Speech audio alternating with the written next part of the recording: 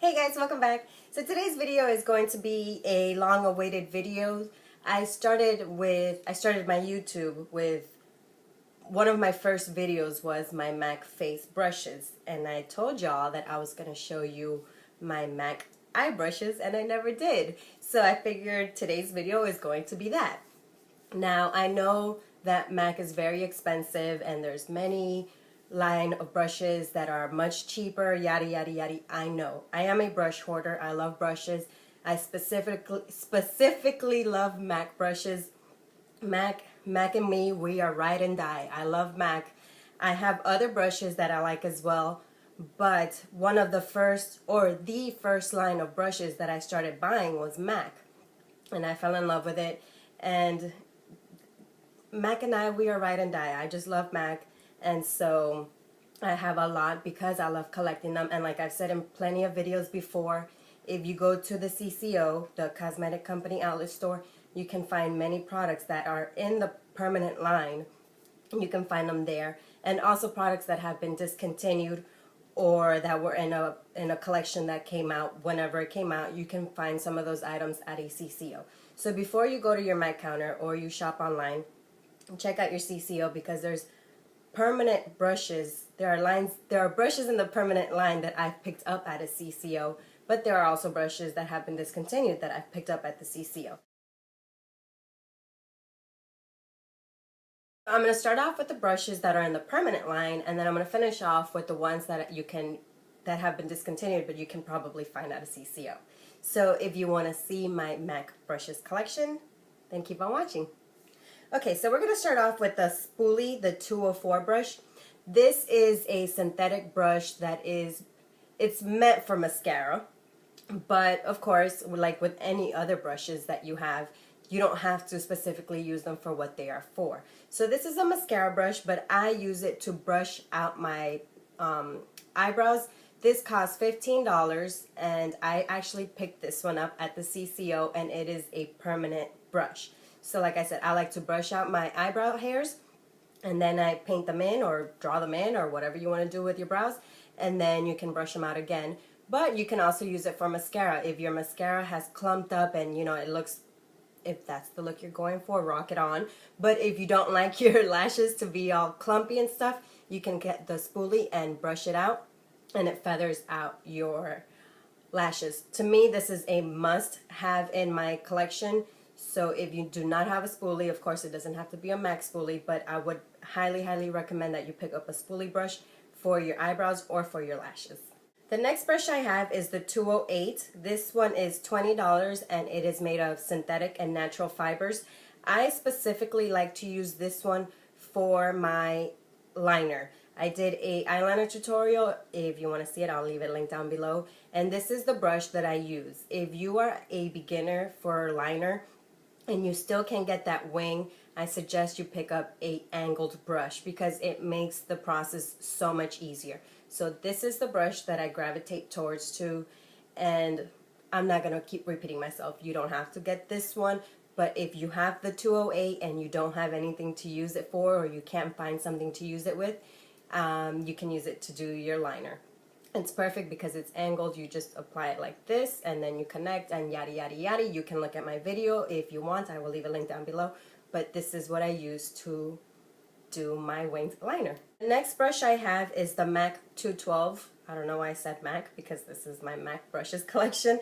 And this one is $24, and it is made of synthetic fibers. I call this either the 212 or the pusher brush. And the way that I like to use it is I put the product on it, and then I can either stamp the product to, if I don't want to do a really intense liner and I just want my lashes to look a little bit thicker, I'll stamp the product really close to my lash line, or I'll use it to apply the powder really close to my bottom lash line.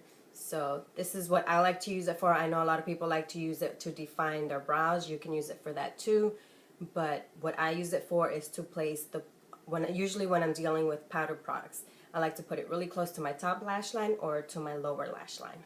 The next brush I have is the 213 brush. This one is made of, I believe, synthetic fibers, and this one is $24.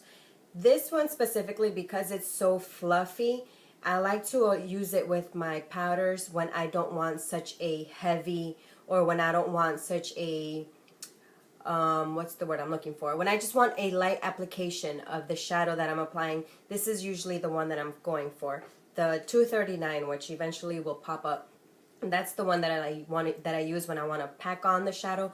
But when I just want a light application, the 213 is the one that I reach for. It's much smaller, so it's really good for people who have small lids. I have large lids, so I tend to go for bristles or brushes that are much bigger because it diminishes your amount of time. So if you have small lids and you're looking for a small brush because most of them are too big, this is a good brush for you.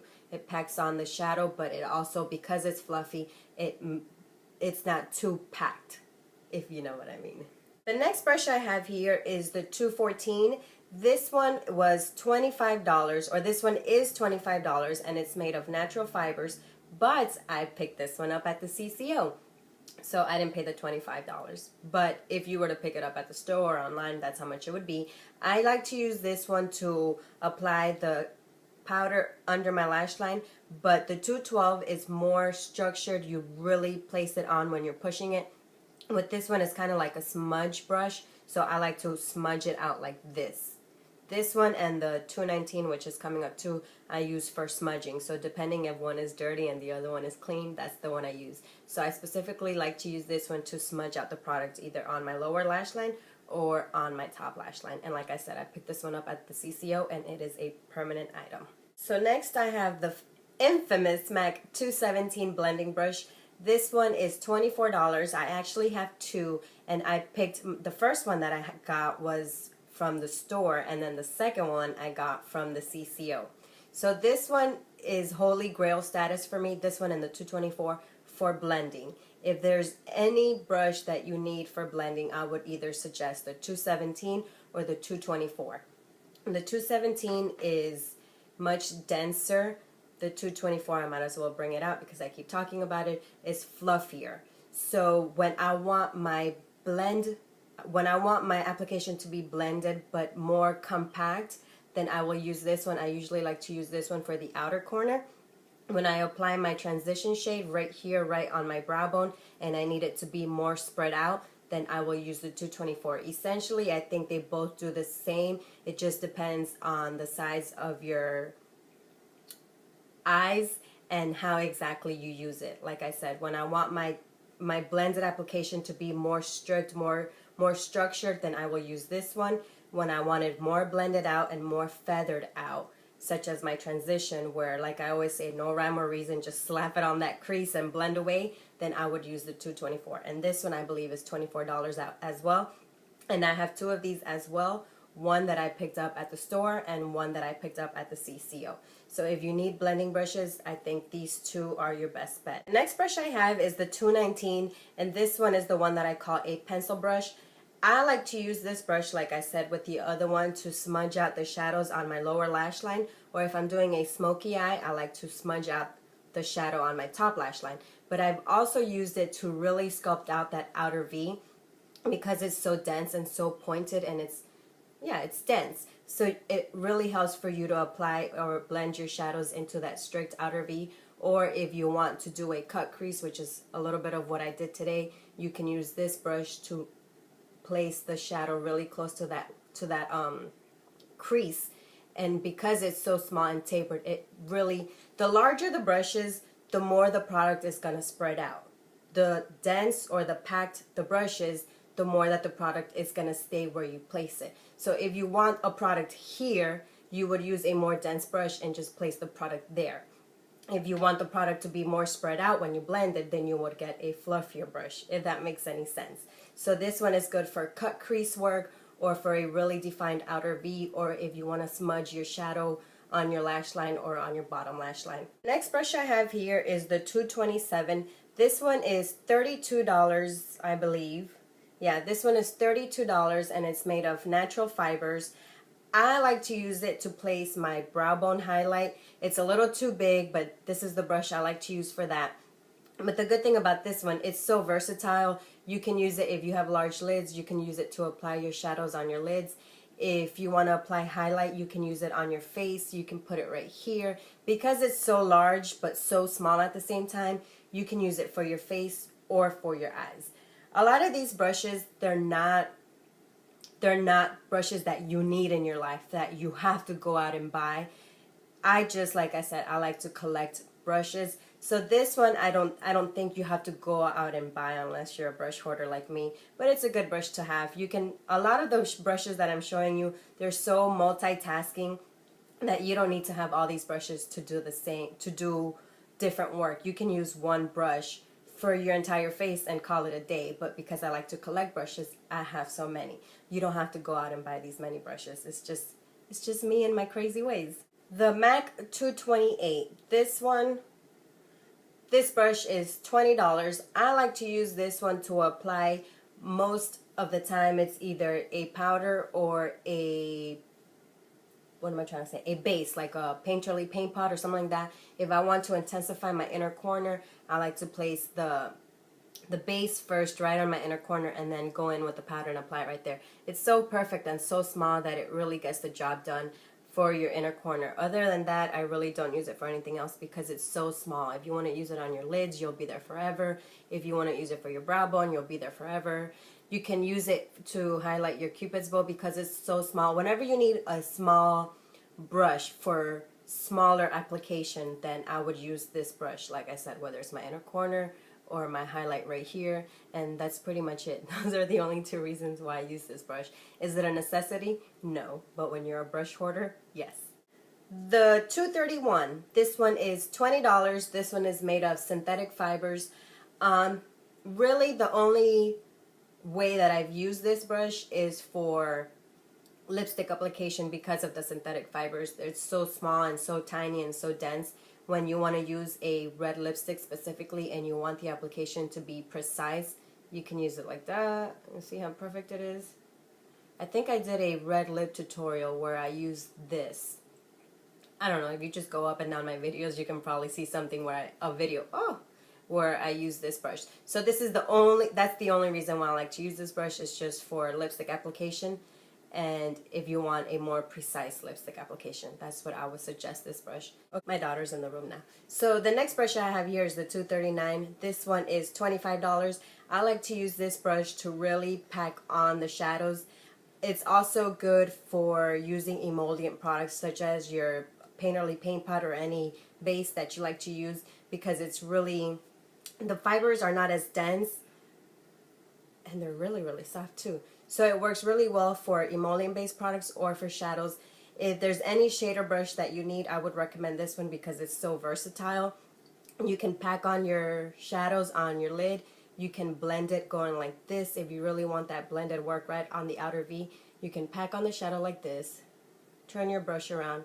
Work with it like this. You can apply the product on your lower lash line. You can apply the product on your the inner corner of your eye. You can apply it on your brow bone. This one is so versatile. If there's any one brush that you need from MAC besides the blending brushes, I highly, highly suggest the 239. The next two brushes I have right here, the reason why they're putting them together is because they're essentially the same brush. One is just smaller than the other one. This is the 242 and this one is $25. This one is the 252 and this one is $32. I believe this one is made of natural and synthetic fibers, whereas this one is just made of synthetic, but I'm not sure, so don't quote me on that one. They're essentially the same thing. One is just bigger than the other one. I like to use both for packing on shadows. I've used both for using emollient products. I've used the 252 to apply my concealer. They're just pretty much very multitasking. If you do not have the 239 or you have the 242 or the 252, they both do the same thing. I just believe the 239 is easier to use when you want to blend products out, like I said, where you can blend it out. Whereas these two, I don't think they're that good for blending. And the 242 is much more denser than the 252. This one has more give than this one. But they're essentially the same thing. I like to use them for the same purpose, which is to apply the product on my eyelids, whether it's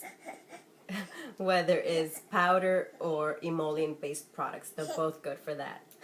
Okay, the next brush I have is the 266. I like to use this one for my eyebrows. This is the only reason I use this. This one is exactly like the 208, which is one of the ones that I mentioned earlier. This one is much smaller than this one. So the 208 I like to use as a liner, and the 266 I only use for my eyebrows. I use it to first sculpt out the lashes, not the lashes, first sculpt out the brows, and then I like to fill it in with the 266. The next brush I have, she's doing the same thing I'm doing.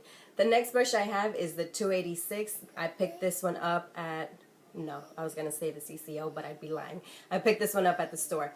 This one, the reason why I picked it up, I went to get my makeup done at MAC, and the girl, my girl, Ashley, she used it to do my concealer. And the application came out beautiful. I would never think to use this as a concealer, but she used it on me as a concealer, so that's what I bought it. That's why I bought it. But of course, it's a blending brush, so you can use it to blend out your shadows. And you can use it to apply your emollient-based products. So you really can use it for anything, but the purpose why I bought it and why I use it is to do my concealer. She's showing you guys the brushes. Is to do my concealer. So that's the purpose why that's the reason why I like to buy it, or why I like to use it. Okay, the next brushes I have here are my discontinued brushes. I'm gonna go through them quick just because if you can't get a hold of them, then there's no purpose in me showing you, but I want to show you just in case if you go to the CCO and you find them, you can pick them up. The 234, this one came out I believe in the semi-precious collection. They have natural fibers and synthetic fibers. So if you want to use your emollient-based products, you can use it with your synthetic fibers, and if you want to use your powder products, you can use the natural fibers. I rarely ever gravitate towards this one. I don't know why. I only picked it up because it was at the CCO and I liked it. That's the complete honest truth, but I barely use this one. Next I have the 226. I picked this one up at the CCO. This one is perfect. I've used it in a tutorial where, because it's tapered, I like to use it for the outer V as well as blending. And the little point, because like I said, it's tapered, you can use the little point to place the product, and then with what's the bristles that are around it, you can use it to blend the product out. Next is the 222. I picked this one up at the CCO, and I love, love, love this brush. I don't know why they don't make it a permanent product. It's so small, it's so tapered, but it's so long. It's perfect. I used it on the cut crease tutorial that I did. I'll leave that link down below too. It's perfect if you want to blend. Same concept as if you want to blend, but you want your blending to be more structured or more strict. You can place the product right on your right on your lid, and you can blend it, but it's not going to blend and go out everywhere. It's going to stay right where you blended, if that makes any sense. Next is the MAC 225. I picked this one up at the CCO as well. This is another brush that I believe should be a permanent. I use this one to apply the product under my eye, so my concealer doesn't budge. I am like losing my words. So I use this one to, what am I trying to say? I use this brush to apply the powder on my under eye. I first tap it like this, and then if I did too much, then I will blend it out. I think this is too big for your eyes, but hey, if you use it for your eyes, more power to you. But I like to use it, like I said, for my under eyes. Next is the 272. I picked this one up also at a CCO. This one is more angled, if you can see. I like to use this one for outer V work because it's angled, it's easier. You just place the product and you can blend up like this. If you turn it around, you can put it on your crease. It's perfect. This is another one where I think it should be a permanent because it makes the outer V application so much easier. Next is the 249. I actually got this one on the MAC website, and I don't know why it's not there anymore, so they probably discontinued it. And the only reason why I bought this one was for my Painterly paint pot or any other paint pot that I like to use. If I don't want to use my fingers, I use this brush to apply the base on my lids. And then I believe that's it. Yeah, those are it. That's it. Those are my brushes. I went through that quick. So those are my MAC eye brushes. I hope you guys liked my little mini review on the brushes. Look at my hair. And don't forget to give me a thumbs up if you did. Follow me on Facebook, Twitter, Instagram, on my blog post, on Google+. All my social medias will be down there. And I will see you guys in my next one. Bye, guys. Peace and love. Mwah.